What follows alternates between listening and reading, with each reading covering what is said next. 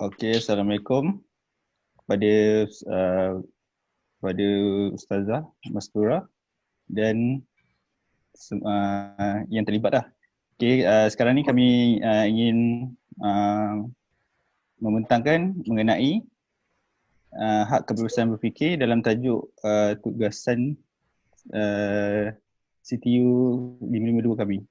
Okey, hak kebebasan. Kami mengambil tajuk hak kebebasan berfikir.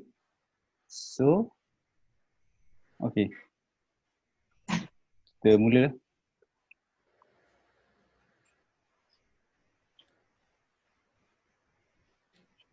Okey, terminologi falsafah daripada Aristotle. Aristotle ni merupakan ahli falsafah daripada Yunani. Dia merupakan murid kepada Socrates. So apa yang Aristotle ni berikan ialah beliau berkata memahami hakikat ketuhanan, metafizik, struktur dunia fizikal, tujuan kehidupan manusia dan hubungannya dengan alam. Itulah yang dikatakan oleh Aristotle. Okay. Assalamualaikum. Seterusnya saya akan membentangkan terminologi falsafah daripada Plato. Okay. Plato ni merupakan ahli falsafah yang berasal daripada Yunani.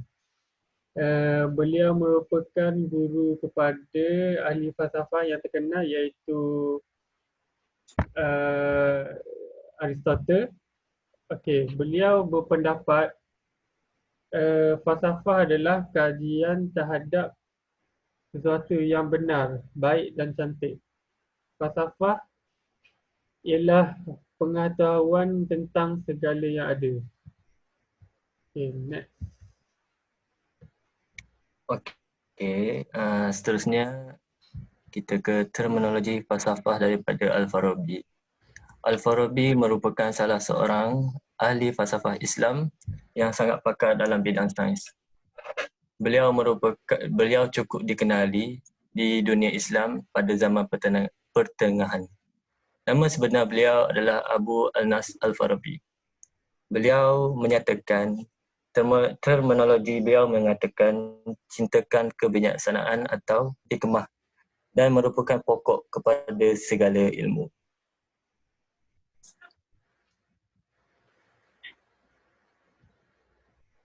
Seterusnya saya akan bentangkan terminologi falsafah daripada Al-Kindi atau nama sebenar Abu Yusuf Yaqub Ibnu Ishaq Al-Kindi. Beliau dilahirkan di Kufah dan meninggal pada tahun 873 Masihi. Mengikut terminologi falsafah daripada Al-Kindi, dia mengatakan bahawa falsafah adalah suatu ilmu mengenai hakikat yang diidentifikasikan dengan Tuhan serta sesuatu yang berada dalam kemampuan manusia untuk menganggapinya. Okay, seterusnya saya akan membentangkan pengertian umum falsafah. Okay, falsafah boleh didefinisikan sebagai usaha ke arah mencintai, mencari, mengkaji dan menganggap sesuatu perkara dengan menggunakan akal fikiran dan kebijaksanaan untuk mendapatkan kebenaran yang hakiki. Okey, seterusnya kita akan membincangkan hak kebebasan berfikir dalam falsafah dalam kehidupan kita. Okey. Kebebasan berfikir adalah kebebasan dalam mengeluarkan buah fikiran dan idea. Dan ia juga merupakan kebebasan bagi seseorang individu untuk mempunyai fakta, pandangan dan buah fikiran. Ia bebas daripada pengaruh pandangan atau pandangan orang lain. Konsep ini berbeza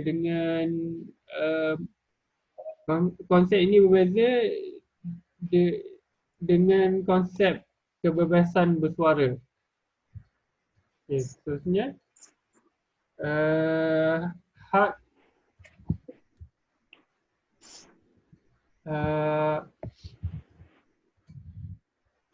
setiap orang memiliki hak dalam berfikir dan beragama. Seterusnya, hak kebebasan berfikir mempunyai kebaikan dan keburukannya masing-masing. Dan saya akan membentangkan tentang kebaikan dalam hak kebebasan berfikir. Okay, yang pertama, ia dapat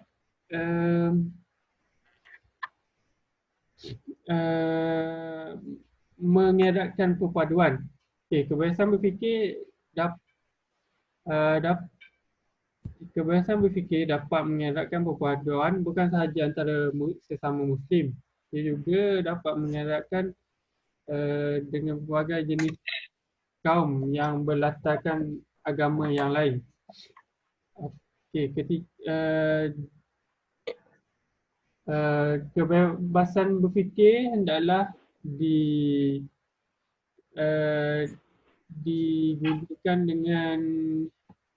dengan beretika supaya tidak mendatangkan pergaduhan antara kaum yang lain. Seterusnya, ia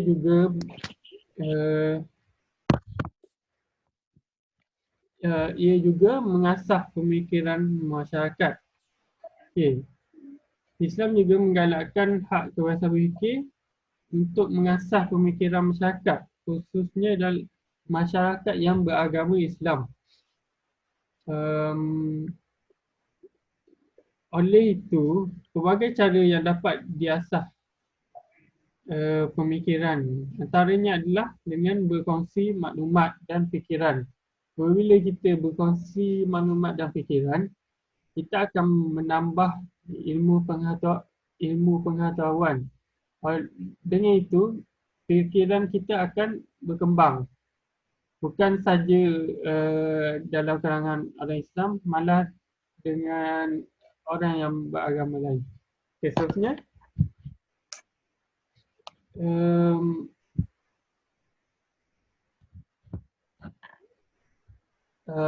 Kebebasan berfikir dapat menambah pengalaman dalam kehidupan.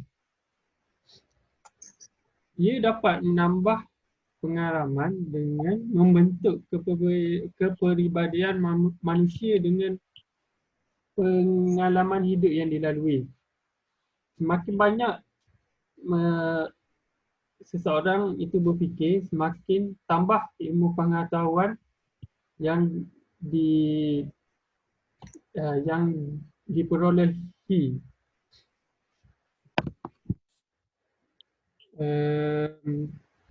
Dan caranya adalah kita mendekatkan diri dengan orang yang kurang bernasib baik dengan kita. Dengan itu, kita akan lebih kerap berfikir dan kita boleh memfikiri kebesaran dan mensyukuri nikmat Allah yang diberikan kepada kita. Dan dengan itu kita dapat menolong antara yang memerlukan kepada yang memerlukan. Khususnya, kebebasan berfikir dapat menyelesaikan masalah. Okey, dengan pemikiran yang sebegini, kita dapat menyelesaikan pelbagai masalah jika kita dapat berfikir dengan cara yang betul.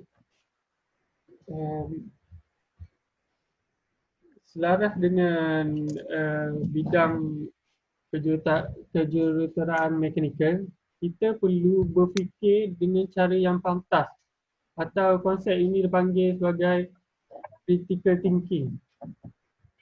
Okey, seterusnya.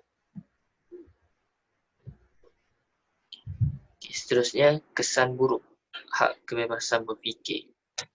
Okay, kesan yang pertama adalah keretakan perpaduan.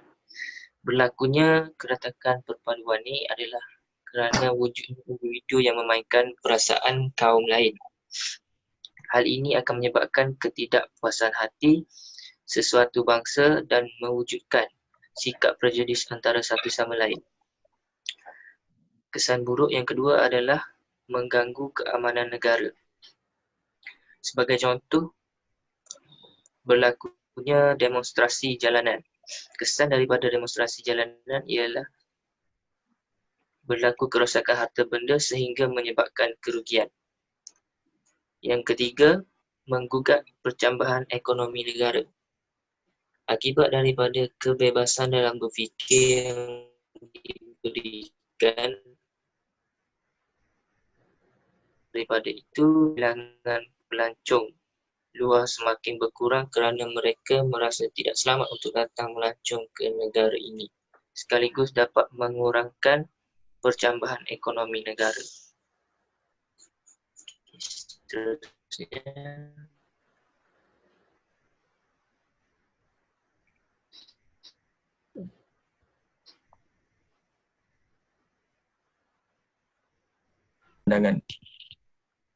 pandangan Barat dan pandangan Islam. Okay, slide seterusnya.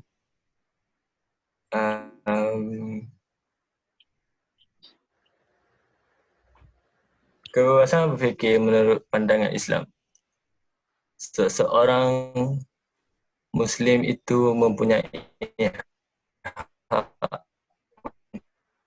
untuk berfikir dan menjadi keperluan bagi setiap individu.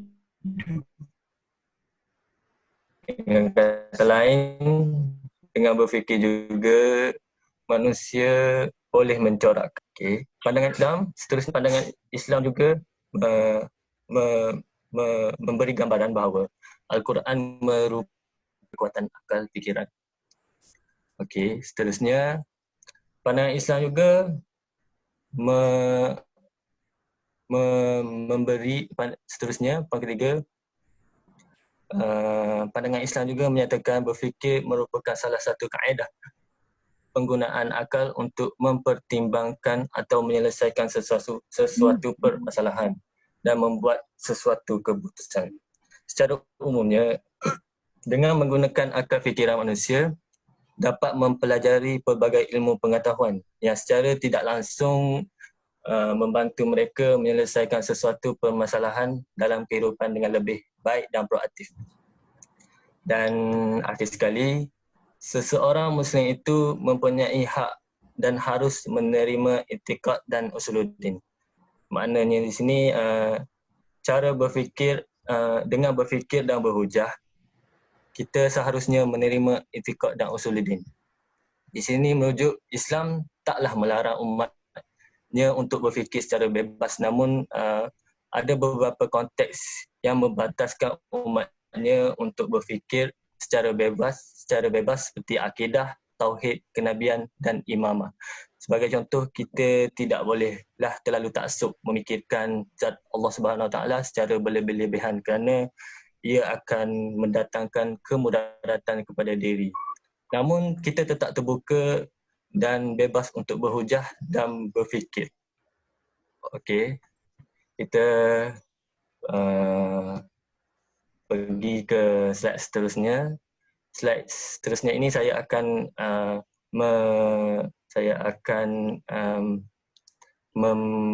menerangkan dengan lebih lanjut tentang kebebasan berfikir menurut pandangan Barat.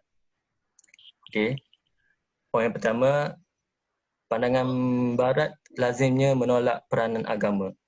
Mereka berpendapat bahawa cara berfikir yang berteraskan aliran agama diklasifikasikan tidak rasional dari segi saintifik.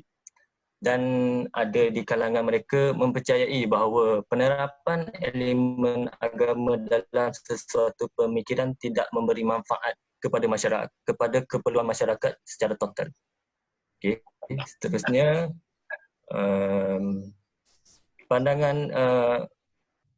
pemikiran Barat juga berpandangan bahawa kebebasan individu versi Barat dianggap terbaik untuk masyarakat dalam aspek pemikiran.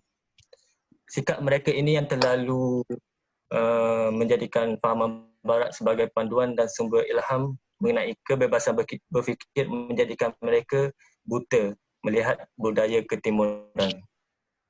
Budaya ketimuran ini lazimnya berpaksikan ajaran agama dan nilai moral budaya setempat.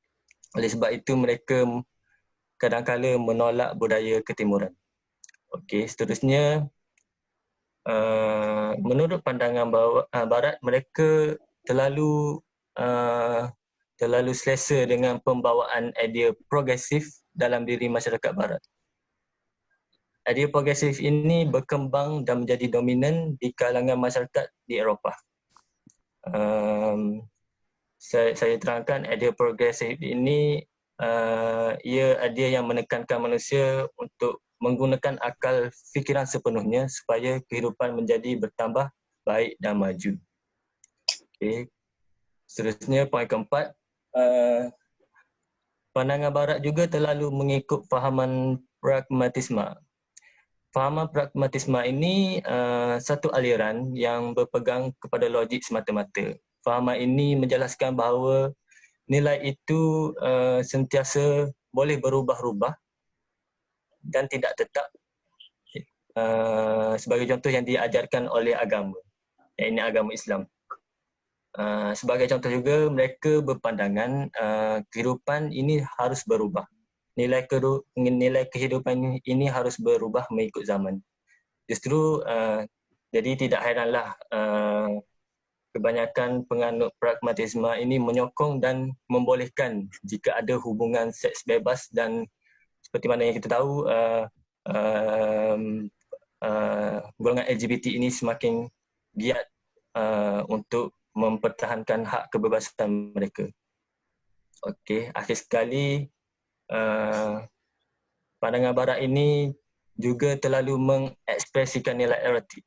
Nilai erotik ini merupakan satu nilai yang negatif yang memupuk manusia untuk terlalu taksub kepada kebebasan, seperti memupuk diri kepada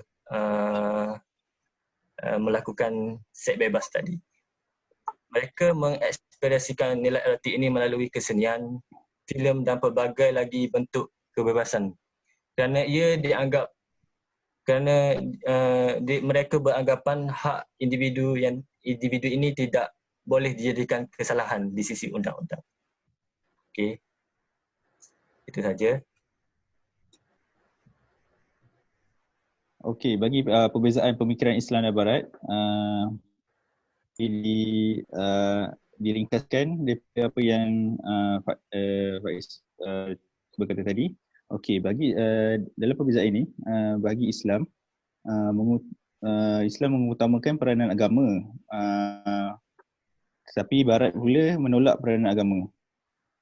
Seterusnya, pemikiran Islam lebih bersifat amali, tetapi bagi Barat, pemikiran mereka lebih cenderung kepada pemikiran bersifatkan teori. So, yang ketiga, Islam mementingkan keseimbangan di antara dunia dan akhirat, manakala Barat pula mementingkan kejayaan duniawi dan mentolakkan modernisasi. Lepas itu, Islam berpegang teguh pada ajaran agama, tetapi Barat pula kurang pegangan terhadap agama dan bersifat logikal dalam pemikiran. Akhir sekali, Islam memberi penekanan yang tinggi terhadap kesepakatan pemikiran. Bagi Barat pula kurang penekanan terhadap kesepakatan pemikiran. Okey. Seterusnya, etika ketika berfikir. Poin nombor satu ialah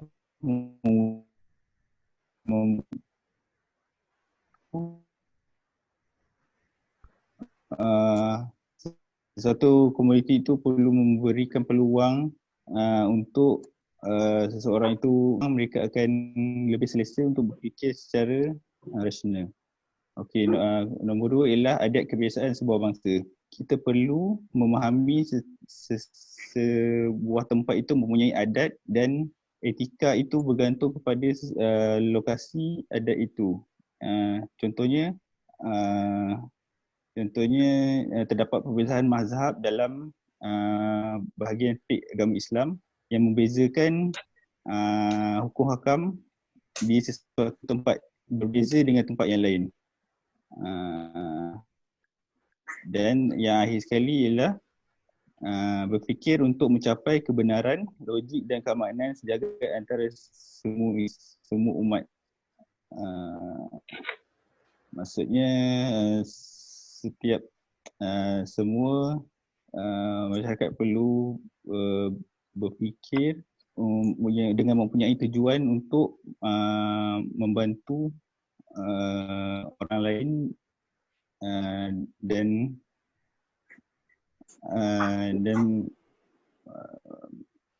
bertujuan untuk meningkatkan keamanan lah, jagat.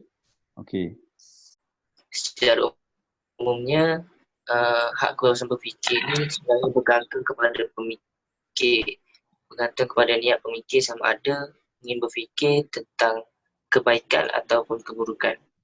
Yang kedua, perkara-perkara yang melibatkan agama, budaya dan bahasa masih perlu dipertahankan dan atau dikawal supaya dapat menjaga keharmonian, supaya wujudnya dasar hormat menghormati dan menjadi batasan dalam membicarakannya secara terbuka bagi mengelakkan salah faham sesama anggota masyarakat. Dan terakhir, agama Islam ialah agama yang sesuai untuk sekalian alam, termasuk yang bukan Islam dan segala bentuk makhluk yang wujud. Islam mengajar umatnya supaya beretika dan berakhlak dalam setiap perlakuan, terutama sekali ketika berfikir. Baik, setakat itu sahaja perbincangan kami pada hari ini. Sekian, terima kasih.